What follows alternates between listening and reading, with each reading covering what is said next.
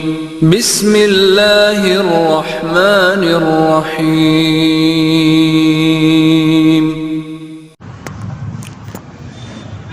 اعوذ باللہ من الشیطان الرجیم بسم اللہ الرحمن الرحیم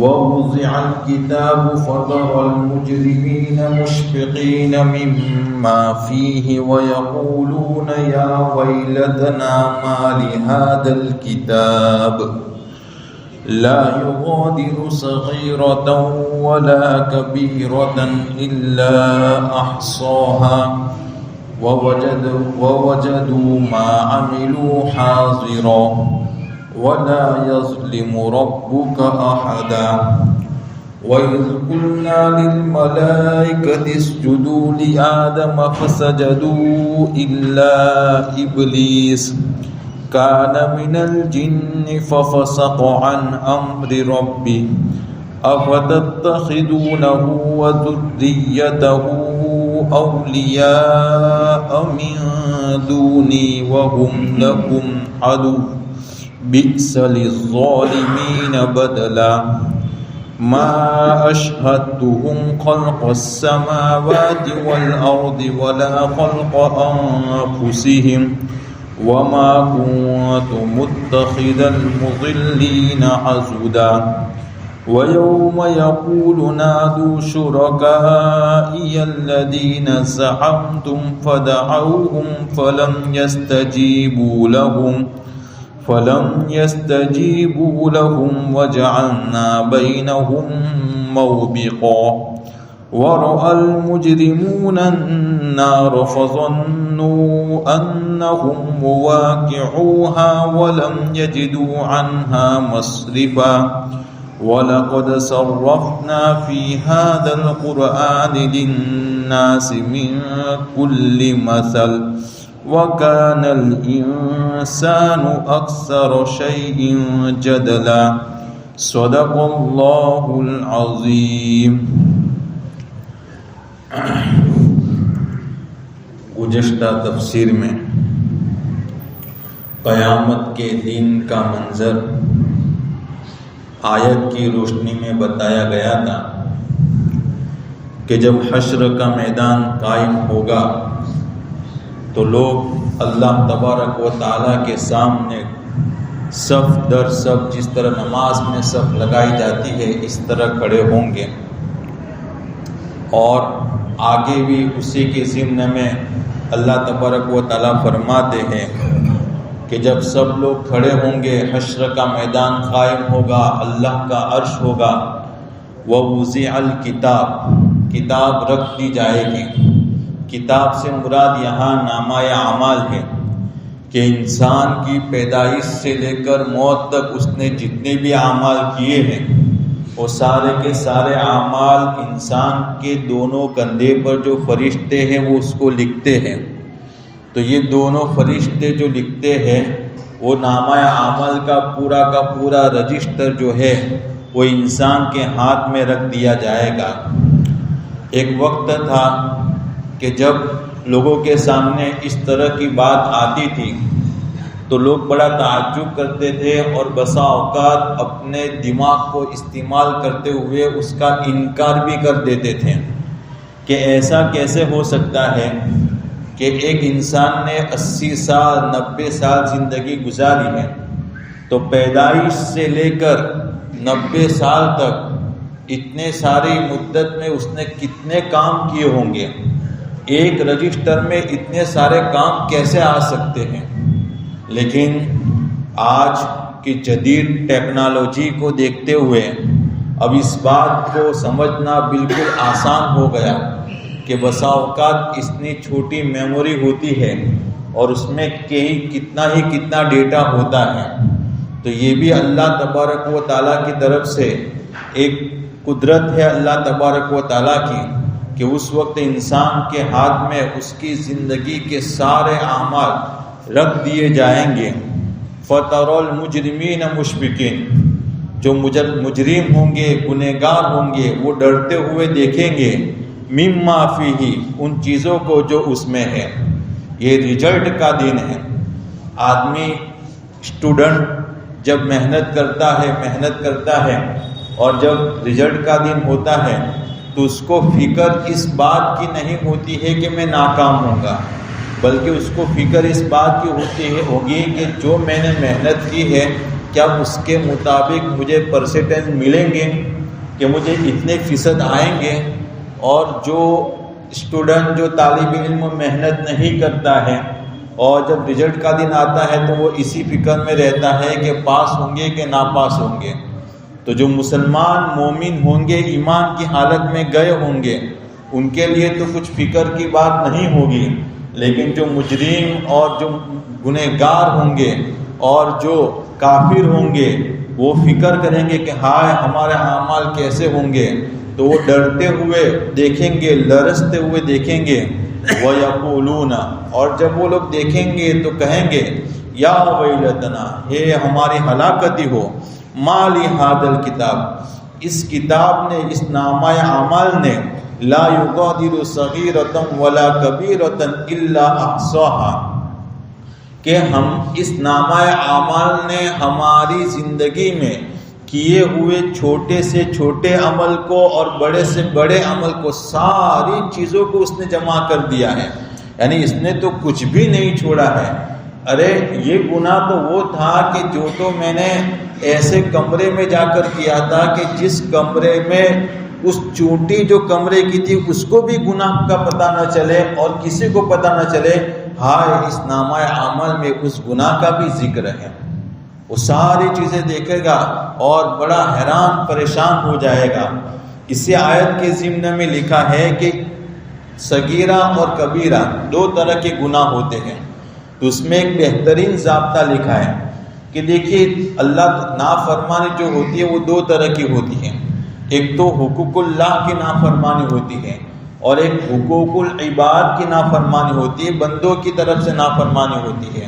حقوق اللہ کی نافرمانی جیسے کہ اللہ تبارک و تعالیٰ نے جن احکام کا ہم کو حکم دیا ہے، نماز ہے، روزہ ہے، زکوٰۃ ہے، حج ہے، اس کے علاوہ جتنی بھی اللہ تبارک و تعالیٰ نے جن چیزوں کا ہمیں حکم دیا ہے، اگر ہم اس میں تھوڑی کمی کرتے ہیں کہ نماز تو پڑھتے ہیں لیکن جیسی چاہیے ویسی نماز نہیں پڑھتے ہیں، تو یہ گناہ صغیرہ گنا جائے گا۔ لیکن بہت زیادہ کمی کرتے ہیں کہ نماز ہی نہیں پڑھتے ہیں یا نماز پڑھنا نہ پڑھنا دونوں برابر ہے، اتنی سستی کے ساتھ نماز پڑھتے ہیں، تو یہ گناہ کبیرہ گنا جائے گا۔ اسی طرح ہم کسی بندے کو تکلیف پہنچاتے ہیں تو اگر چھوٹی تکلیف پہنچاتے ہیں تو یہ گناہ صغیرہ لکھا جائے گا، اور اس کو بہت بڑی تکلیف پہنچاتے ہیں تو یہ گناہ کبیرہ لکھا جائے گا۔ تو یہ سارے گناہ جو ہے کبیرہ اور صغیرہ، چھوٹے بڑے، اس نامہ اعمال میں وہ محفوظ پائے گا۔ وَوَجَدُوا مَا عَمِلُوا حَاضِرًا، اور وہ اپنے اعمال کو موجود پائے گا۔ وَلَا يَظْلِمُ رَبُّكَ أَحَدًا، آپ کا رب کسی پر ظلم نہیں کرتا ہے۔ دیکھیے ایک بات یہاں غور کیجیے، اللہ تبارک و تعالیٰ عالم الغیب و شہادت ہے، اللہ تبارک و تعالیٰ ہر چیز کو جاننے والا ہے۔ تو جب اللہ تعالیٰ ہر چیز کو جاننے والا ہے تو اللہ تعالیٰ انسان کے اعمال کو بھی جاننے والا، اس کو یاد رکھنے والا ہے۔ تو اس کے اعمال کو یاد رکھنے والا ہے تو اللہ تعالیٰ نے دو فرشتے کیوں بٹھائے ہیں؟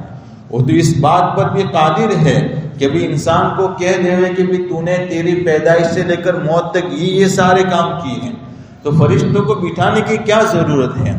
تو وجہ اس کی یہ ہے کہ اللہ تبارک و تعالیٰ بتانا چاہتے ہیں کہ آپ نے جو اعمال کیے ہیں وہ بر وقت، جس وقت آپ نے اعمال کیے ہیں، میرے ان دو فرشتے نے ان اعمال کو بالکل لکھ دیا ہے۔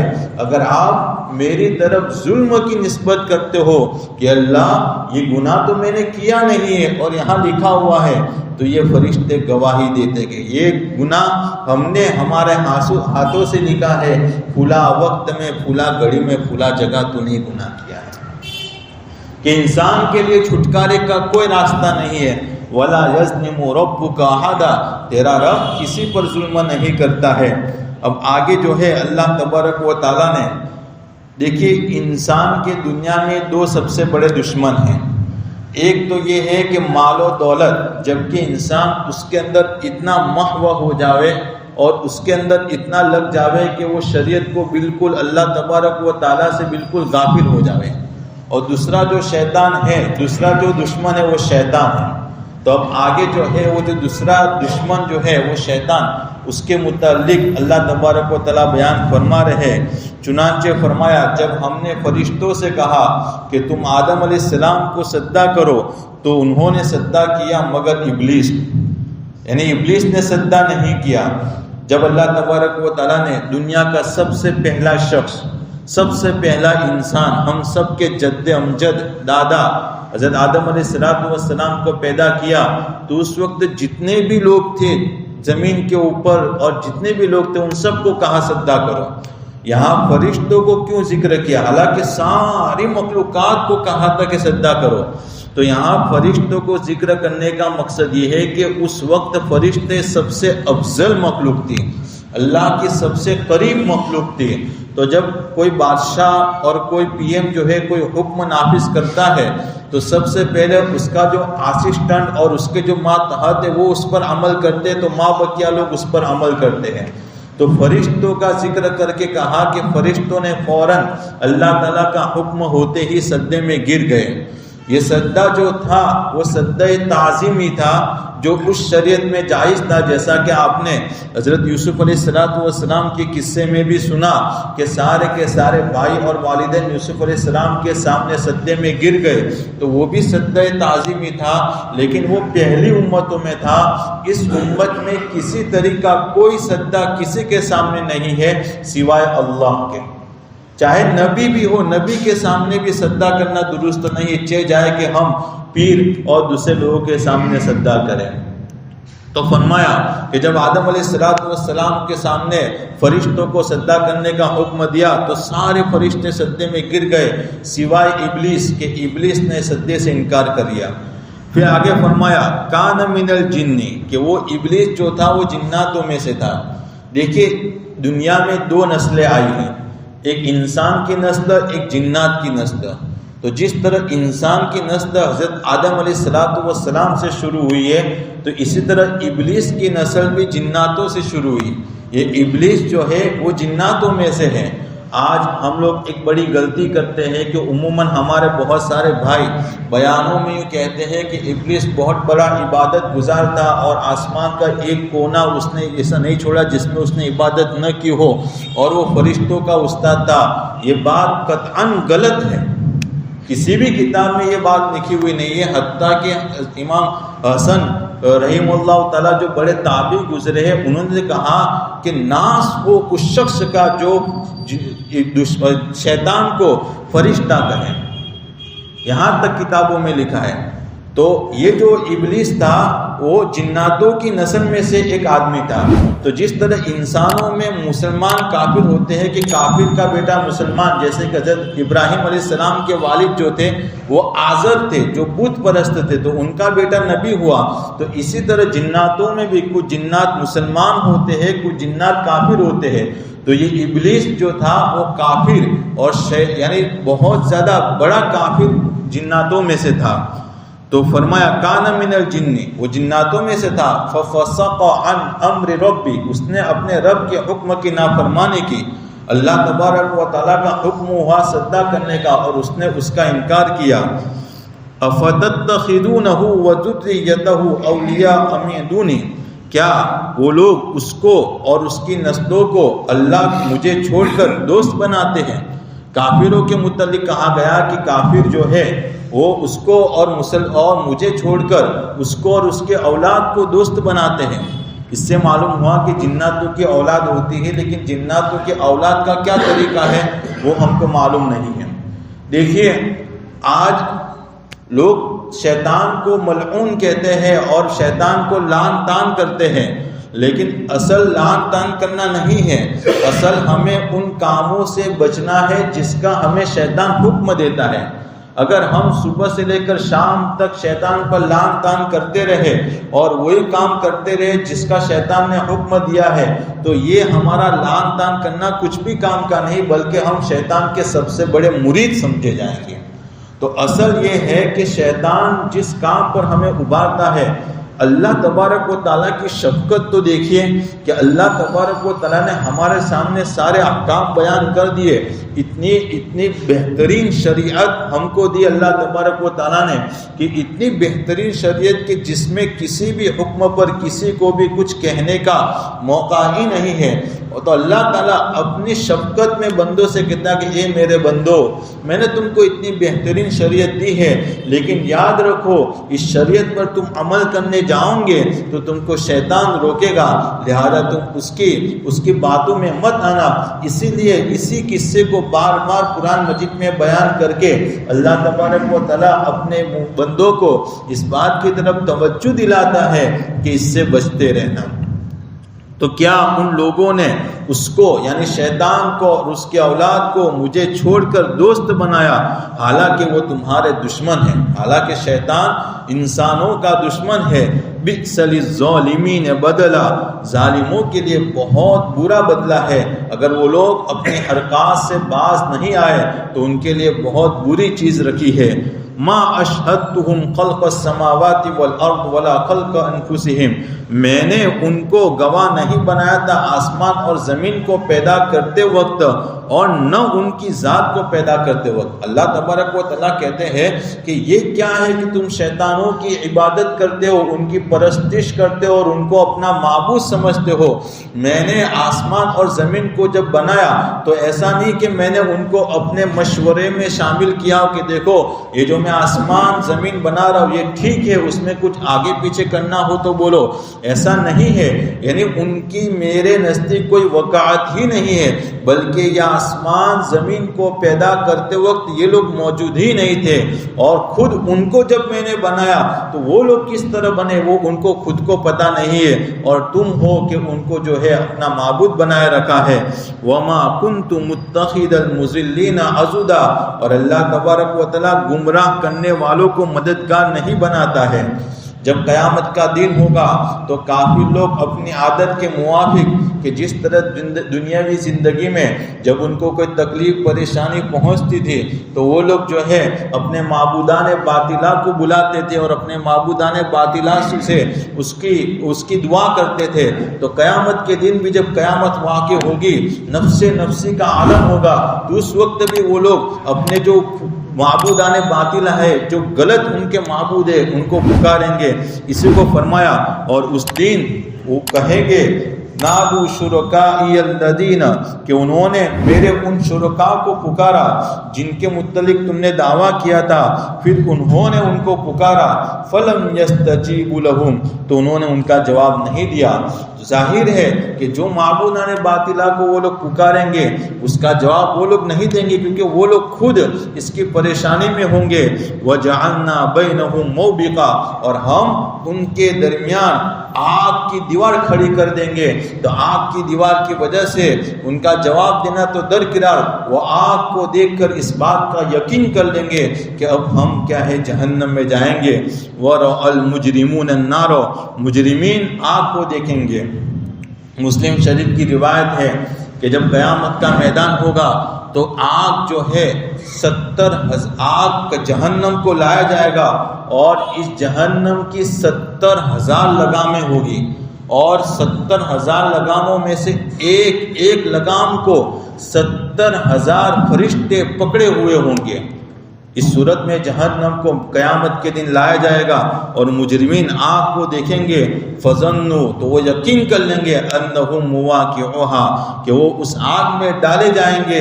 ولم یجدوا عنہا مصرفا، اب ان کا آگ سے کوئی چھٹکارا نہیں ہے، وہ کہیں بھی بھاگیں گے، کہیں بھی چلے جائیں گے، لیکن وہ ان کے جہنم سے نہیں بچ سکتے ہیں. وَلَقَدْ صَرَّفْنَا فِي هَذَا الْقُرْآنِ لِلنَّاسِ مِنْ كُلِّ مَثَلٍ، ہم نے اس قرآن میں لوگوں کے لیے ہر مثال کو کھول کھول کر بیان کیا ہے، ہر چیز کو مثال کے ذریعے بیان کیا تاکہ انسان سمجھ لے، ایمان لے آئے اور کفر کے راستے کو چھوڑ دے. وَكَانَ الْإِنسَانُ أَكْثَرَ شَيْءٍ جَدَلًا، لیکن انسان بہت زیادہ جھگڑالو ہے. قیامت کے دن ایک کافر کو لایا جائے گا، اللہ تبارک و تعالیٰ پوچھیں گے کہ تیرے پاس رسول آئے، میری کتاب آئی، تو نے کیوں میری کتاب کو نہیں مانا، کیوں میرے رسول کی اطاعت نہیں کی؟ وہ کافر کہے گا باری تعالیٰ ایسی بات نہیں ہے، میں نے تجھ کو بھی مانا، تیرے رسول کو بھی مانا، تیری کتاب کو بھی مانا۔ اللہ تبارک و تعالیٰ کہیں گے اچھا ایسا ہے، اچھا یہ تیرا نامہ عمل دیکھ، اس میں تو کہیں ایسا لکھا ہوا نہیں ہے کہ تو نے میری اطاعت کی ہے، کہ نہیں اللہ تعالیٰ میں نے تجھ کو مانا ہے اور یہ نامہ عمل جو ہے وہ بالکل غلط ہے۔ اللہ تعالیٰ فرمائیں گے اچھا ایسا ہے، یہ فرشتے جو ہمیشہ تیرے ساتھ تھے ان لوگوں کے پاس بھی کوئی چیز ایسی نہیں ہے جو اس بات پر دلالت کرے کہ تو نے میرا حکم مانا ہے، تو وہ کہیں گے کہ اللہ تعالیٰ یہ فرشتے جھوٹے ہیں، ایسے یہ فرشتے غلط ہے، میں نے تیری اطاعت کی ہے۔ پھر اللہ تعالیٰ فرمائیں گے کہ لوح محفوظ ہے، لوح محفوظ میں بھی کچھ لکھا نہ ہوا نہیں ہے کہ جس میں یہ بات پتہ چلے کہ تو نے میرے اطاعت کی ہے۔ تو وہ کہے گا اللہ تبارک و تعالیٰ میری ذات ہے جو اس پر دلالت کرتی ہے کہ میں نے تیری اطاعت کی ہے، باقی کوئی چیز، یہ ساری چیزیں تو پوشیدہ تھی، اس وقت میرے سامنے تھی ہی نہیں، نہ میں نے تیرے فرشتے کو دیکھا ہے نہ لوح محفوظ کو دیکھا تھا، میں کیسے یقین مانوں کہ یہ لوگ سچ کہہ رہے ہیں؟ اللہ تعالیٰ فرمائیں گے اچھا تیری ذات تیری بات مانیں گے کہ ہاں، تو اللہ تبارک و تعالیٰ اس کے منہ پر مہر لگا دیں گے، اس کے اعضاء کے اندر بولنے کی طاقت پیدا کر دیں گے، اس کا ہاتھ جو ہے وہ بولے گا کہ ہاں اس نے کفر کیا ہے، اس کا دوسرا ہاتھ کہے گا کہ ہاں اس نے اسی ہاتھ سے کفر کیا ہے، اس کا پیر اس بات کی گواہی دے گا کہ ہاں یہ میرے ذریعے کفر کے دروازے پر گیا ہے۔ جب یہ آدمی دیکھے گا تو ہکا بکا رہ جائے گا، پریشان ہو جائے گا، وہ اپنے اعضاء کو لان تان کرے گا کہ یہ تم کیا کر رہے ہو، میں نے تمہارے لیے جھوٹ بولا ہے اور تم مجھے پر ملامت کر رہے ہو۔ تو اس کے اعضاء کہیں گے اللہ تیرا ناس ہو، تو کس کے سامنے جھوٹ بول رہا ہے، تو کس کے سامنے جھوٹ بول رہا ہے؟ پھر اس کے منہ کی مہر کو نکال دیا جائے گا اور اس کے اعضاء کو باندھ کر اس کو جہنم میں ڈال دیا جائے گا۔ اسی لیے کہا اللہ تبارک و تعالیٰ نے وَكَانَ الْإِنسَانُ أَكْثَرَ شَيْءٍ جَدَلًا، کہ انسان بہت زیادہ جھگڑالو ہے، جلدی بات ماننے کی اس کے اندر صلاحیت نہیں ہے۔ یہاں تک تو تفسیر مکمل ہو چکی ہے۔ اب ایک فائدے کی بات ہے جو یوں سمجھے کہ آپ کو میری طرف سے ایک چھوٹا سا ہدیہ ہے۔ دیکھیے ہم بہت ساری مرتبہ ایسا ہوتا ہے کہ ہماری کوئی امپورٹنٹ چیز ہوتی ہے وہ گم ہو جاتی ہے اور ہم اس کو ڈھونڈ ڈھونڈ کر تھک جاتے ہیں لیکن وہ چیز نہیں ملتی ہے۔ تو میں آج آپ کے لیے ایک ایسی دعا لایا ہوں حدیث کی روشنی میں کہ اگر آپ نے اس دعا کو یقین کے ساتھ پڑھا تو میں اپنا تجربہ بتاتا ہوں، میرا تجربہ تو بہت دور کی بات ہے، حدیث کی بات بتاتا ہوں کہ انشاءاللہ تعالی وہ چیز آپ کو مل جائے گی۔ اور اگر آپ کسی پریشانی میں ہیں اور آپ نے اس دعا کو پڑھا ہے تو آپ کی ساری پریشانی ختم ہو جائے گی۔ وہ دعا کیسی ہے اس کا پس منظر سنیے۔ ایک صحابی ہے حضرت ابو سلمہ رضی اللہ تعالیٰ عنہ اور حضرت ام سلمہ رضی اللہ تعالیٰ عنہ۔ حضرت ام سلمہ رضی اللہ تعالیٰ عنہا کے شوہر حضرت ابو سلمہ رضی اللہ تعالیٰ عنہ کا انتقال ہو گیا۔ انتقال ہونے کے بعد اللہ کے نبی صلی اللہ تعالیٰ علیہ وسلم ان کی تعزیت کے لیے آئے کہ بھئی ہمیں غم ہوا، جیسا کہ ہم جاتے ہیں۔ پھر اللہ کے نبی صلی اللہ تعالیٰ علیہ وسلم نے ان کو یہ دعا سکھائی، تو انہوں نے اللہ کے نبی صلی اللہ علیہ وسلم نے فرمایا کہ آپ جو ہے کسی بھی مصیبت ہو تو یہ دعا پڑھ لیا کریں۔ دعا کیا ہے؟ اللہم اجرنی فی مصیبتی وخلفنی خیر منہا، اتنی دعا ہے۔ اس کا ترجمہ یہ ہے کہ اللہ میری مصیبت میں تو میری مدد کر اور مجھے اس سے بہتر عطا کر۔ تو حضرت ام سلمہ رضی اللہ تعالیٰ عنہ نے یہ دعا پڑھی۔ دعا پڑھنے کے بعد نبی کریم صلی اللہ تعالیٰ علیہ وسلم باہر تشریف لے گئے اور کچھ وقت کے بعد آپ صلی اللہ تعالیٰ علیہ وسلم نے ان کو نکاح کا پیغام بھیجا کہ آپ جو ہے مجھ سے نکاح کر لیجئے۔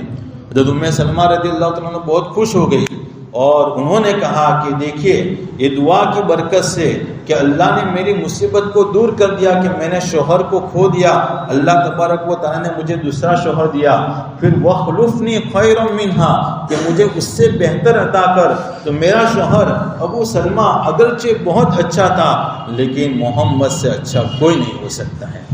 تو اللہ نے مجھے پوری دنیا میں سب سے بہترین آدمی کی پناہ میں بھیجا اور اس کی بیوی بننا نصیب کیا۔